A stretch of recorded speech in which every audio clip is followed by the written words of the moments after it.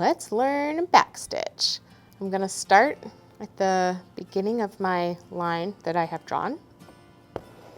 Pull all the way till my knot hits the back of my fabric.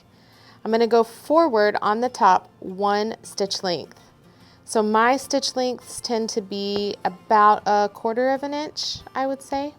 Yours may be a little longer or a little shorter. It doesn't really matter. You just want to pick something that you can stay consistent with.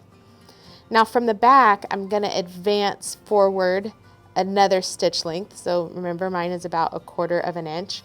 The key is that I want this space and this space to be the same.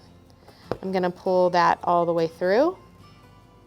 And then now to finish this second stitch, I'm going to put my needle back down where my first stitch stops. And that's why it's called backstitch. That's really all there is to it. So I advance forward on the back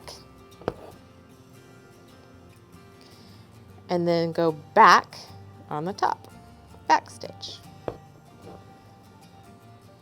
As I come into here a corner, or if this were the end of my line, I want to make sure that I spread my stitches out well. So if I go half and half, I'll probably be okay, but I maybe would want to make this into 3 stitches, and so I would need to just make them slightly smaller. So start looking ahead as you near some sort of transition, whether that's a corner or an end, because you might need to adjust your stitches. Yeah, this last stitch is going to be a little long, but this will let you see what happens if you don't plan well.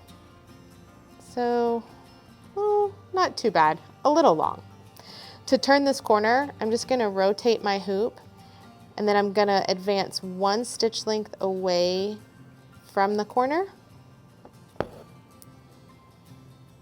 and then I'll go back into the corner.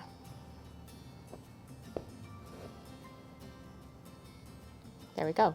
And then to end it, I'll flip it over and either weave through some old stitches or actually tie a knot. So I'm going to make a loop here through one of my old stitches. I'm going to stick my needle through twice. I know right now it looks a little bit like a mess, but as I pull tight, you'll be able to see that knot form, and I can push it nice and close to the edge. And there you have it, backstitch.